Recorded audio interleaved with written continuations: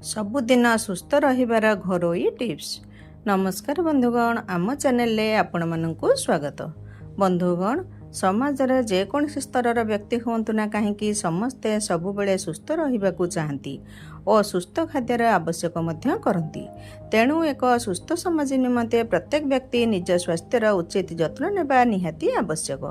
ବର୍ତ୍ତମାନ ସମାଜ ଉନ୍ନତିର ଚରମ ସୀମାରେ ଉପନୀତ। ତେଣୁ ପ୍ରତ୍ୟେକ ଲୋକଙ୍କ ଜୀବନ ହେଉଛି ବିଳାସ ତଥା ଆଳସ୍ୟତାପୂର୍ଣ୍ଣ ଜୀବନ, ଆଧୁନିକ ଖାଦ୍ୟ ଓ ଅତ୍ୟାଧୁନିକ ଔଷଧ ଆଦିର ପ୍ରଭାବରେ ମନୁଷ୍ୟର ସୁସ୍ଥ ସ୍ୱାସ୍ଥ୍ୟ ହୋଇଛି ଅସନ୍ତୁଳିତ ଓ ବିଭିନ୍ନ ରୋଗର ବଶୀଭୂତ। ତେଣୁ ପ୍ରତ୍ୟେକ ବ୍ୟକ୍ତି ଏକ ସୁସ୍ଥ ସ୍ୱାସ୍ଥ୍ୟକୁ ନେଇ ଜୀବନ ଅତିବାହିତ କରିବାର ପ୍ରୟୋଜନ ରଖିଥାନ୍ତି। ତେଣୁ ଏହାର ସଠିକ୍ ଯତ୍ନ ନେବା ନିହାତି ଆବଶ୍ୟକ ହୋଇଥାଏ। ଆଜି ଆମେ ଆପଣମାନଙ୍କୁ କହିବୁ ଘରୋଇ ଉପଚାର ମାଧ୍ୟମରେ କିପରି ସୁସ୍ଥ ରହିପାରିବେ। ତେବେ ଭିଡ଼ିଓ ଆରମ୍ଭ କରିବା ପୂର୍ବରୁ ମୁଁ ଆପଣମାନଙ୍କୁ ଅନୁରୋଧ କରୁଛି କି ଯଦି ଆପଣ ଆମ ଚ୍ୟାନେଲକୁ ଏପର୍ଯ୍ୟନ୍ତ ସବସ୍କ୍ରାଇବ୍ କରିନାହାନ୍ତି ତେବେ ଆମ ଚ୍ୟାନେଲକୁ ସବସ୍କ୍ରାଇବ୍ କରି ପାଖରେ ଆସୁଥିବା ଘଣ୍ଟି ଚିହ୍ନକୁ ଦବାଇ ଦିଅନ୍ତୁ, ଯାହାଦ୍ୱାରା ଆମର ସବୁ ନୂଆ ଭିଡ଼ିଓର ନୋଟିଫିକେସନ୍ ଆପଣଙ୍କ ପାଖରେ ପହଞ୍ଚି ପାରିବ। ଭିଡ଼ିଓ ଶେଷ ହେବା ପର୍ଯ୍ୟନ୍ତ ଦେଖନ୍ତୁ ଏବଂ ଭଲ ଲାଗିଲେ ଗୋଟେ ଲାଇକ୍ କରିବା ସହିତ ସାଙ୍ଗସାଥୀମାନଙ୍କୁ ସେୟାର କରିଦିଅନ୍ତୁ। ବନ୍ଧୁଗଣ, ତାଜା ସତେଜ ଭାତ ଅପେକ୍ଷା ବାସି ପଖାଳ ଭାତରେ ଅଧିକ ଫାଇବର ରହିଥାଏ। ଏହା ପାଚନ କ୍ରିୟାକୁ ସଠିକ୍ କରିବାରେ ସାହାଯ୍ୟ କରେ ଏବଂ ପେଟର ସମସ୍ୟାକୁ ଦୂର କରିଥାଏ। ପାଣି କମ୍ ପିଅନ୍ତୁ ନାହିଁ। ପ୍ରତିଦିନ 3 ରୁ 4 ଲିଟର ପାଣି ପିଅନ୍ତୁ। କମ୍ କଥା କୁହନ୍ତୁ, କାମ ଅଧିକ କରନ୍ତୁ। ଅଧିକ ଖାଦ୍ୟ ଏକାଥରେ ଖାଆନ୍ତୁ ନାହିଁ। ଅଳ୍ପ ଅଳ୍ପ କରି 4-5 ଥର ଖାଆନ୍ତୁ। ଆମେ ପିଉଥିବା ପାଣି ଶରୀରରୁ 4 ଘଣ୍ଟା ମଧ୍ୟରେ ଝାଳ କିମ୍ବା ପରିସ୍ରା ଆକାରରେ ବାହାରିଯିବା ଉଚିତ, ନଚେତ ଆମେ ଅସୁସ୍ଥ ହୋଇପଡ଼ିବା।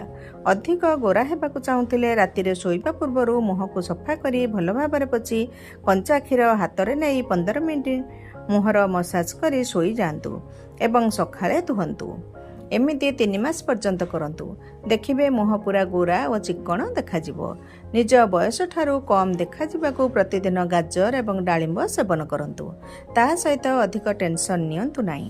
ଯଦି ଛୋଟ ପିଲାମାନେ ଦାନ୍ତକୁ ସବୁବେଳେ କଡ଼କଡ଼ ଶବ୍ଦ କରୁଥାନ୍ତି କି ଦେହ ହାତ ପିଚା କୁଣ୍ଡେଇଥାନ୍ତି ଏବଂ ପେଟ ଗ୍ୟାସ୍ ହୋଇଥାଏ, ତେବେ ସେଥିରୁ ଜାଣିହୁଏ କି ସେମାନଙ୍କର ପେଟରେ କୁର୍ମି ହୋଇଛି।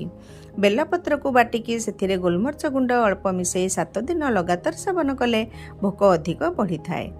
ପଣସ ଖାଇବା ଦ୍ୱାରା ହାଡ଼ ମଜବୁତ ରହିଥାଏ। ଏଥିରେ ଭରପୁର ମାତ୍ରାରେ କ୍ୟାଲସିୟମ୍ ଏବଂ ମାଗ୍ନେସିୟମ୍ ରହିଥାଏ। ଯେଉଁମାନଙ୍କର ଟାଇପ୍ 2 ମଧୁମେହ ରୋଗ ରହିଛି ସେମାନଙ୍କ ପାଇଁ ତେଜପତ୍ର ଭଲ କାମ କରିଥାଏ। ପ୍ରତିଦିନ ଖାଇବାରେ ତେଜପତ୍ର ନିଶ୍ଚୟ ସାମିଲ କରନ୍ତୁ। ପ୍ରତିଦିନ କମଳା ଜୁସ୍ 1 ଗ୍ଲାସ୍ ପିଇଲେ ଚେହେରା ସଫା ରହିଥାଏ ଏବଂ କମଳା ଚୋପାର ପାଉଡରରେ ଟିକେ ଗୋଲାପ ଜଳ ମିଶାଇ ମୁହଁରେ ଲଗାନ୍ତୁ। ମୁହଁ ସୁନ୍ଦର ଦେଖାଯିବ।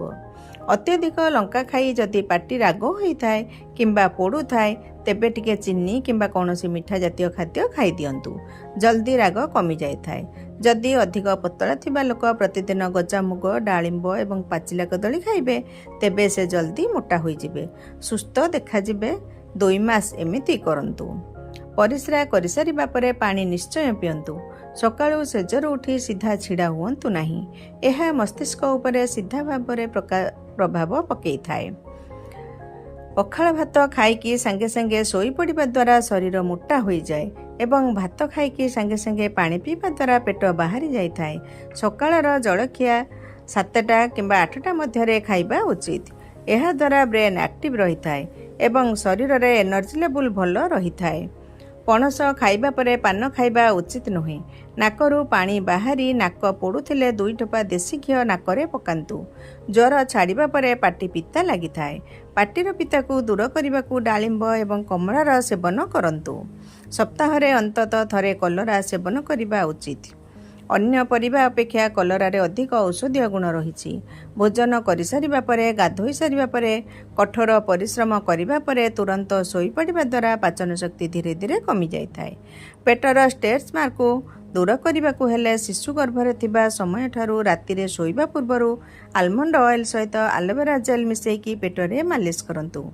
ପେଟକୁ କେବେ ବି ଡ୍ରାଏ ହେବାକୁ ଦିଅନ୍ତୁ ନାହିଁ। ଏହାଦ୍ୱାରା ଷ୍ଟେଚ୍ ମାର୍କ ଦୂର ହୋଇଥାଏ। ଟମାଟୋରେ ପ୍ରଚୁର ମାତ୍ରାରେ ଭିଟାମିନ୍ ଏ ରହିଥାଏ, ତେଣୁ ଏହାକୁ ପ୍ରତିଦିନ ସେବନ କଲେ ଦୃଷ୍ଟିଶକ୍ତି ବଢ଼ାଇବାରେ ସାହାଯ୍ୟ କରେ। ଯଦି ଟିକେ କାମ କରିଦେଲେ ଧଇଁସଇଁ କିମ୍ବା ହାଲିଆ ଅନୁଭବ ହେଉଥାଏ, ତେବେ ପ୍ରତିଦିନ କ୍ଷୀରକୁ ଶୁଣ୍ଠି ସହ ଫୁଟେଇକି ଉଷୁମ କ୍ଷୀରରେ ହଳଦୀ ମିଶାଇ ପିଅନ୍ତୁ।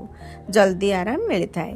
ମୁଣ୍ଡରେ ରୁପି ଏବଂ ଉକୁଣି ପରି ସମସ୍ୟା ରହିଥିଲେ ନିମ୍ବ ତେଲ, ନଡ଼ିଆ ତେଲ ସହିତ ଟିକେ ଅଲିଭ ଅଏଲ୍ ମିଶାଇକି ସପ୍ତାହରେ 2 ଥର ଚୁଟିରେ ଲଗାନ୍ତୁ। 1 ଘଣ୍ଟା ଚୁଟିରେ ରଖି ସାମ୍ପୋ କରନ୍ତୁ। ଏମିତି 3 ମାସ କରନ୍ତୁ।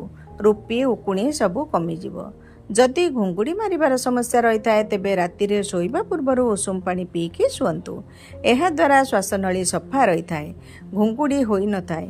ମାସରେ 1 ଥର ନିମ୍ବ ତେଲ 1 ଟୋପା ନାକରେ ପକାଉଥିଲେ ଦୃଷ୍ଟିଶକ୍ତି ବଢ଼ିଥାଏ ଏବଂ ଅବେଳରେ ଚୁଟି ପାଚିବା ହ୍ରାସ ପାଇଥାଏ। ଘି କୁଆଁରୀକୁ ଲେମ୍ବୁ ରସ ସହିତ ମିଶାଇ ଚୁଟିରେ ମାଲିସ କଲେ ଚୁଟି ଝଡ଼ିବା କମିଯାଇଥାଏ ଏବଂ ଚୁଟିରେ ଚମକ ଆସିଥାଏ। ଘି କୁଆଁରୀକୁ ଓଠରେ ମାଲିସ କଲେ ଓଠ ଫଟା ପରି ସମସ୍ୟା ଦୂର ହୋଇଥାଏ।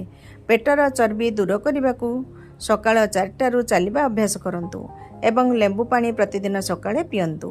ତା ସହିତ ଗୋଟିଏ ଦିନରେ 40 ଥର ବସ୍ ଉଠ ହୁଅନ୍ତୁ।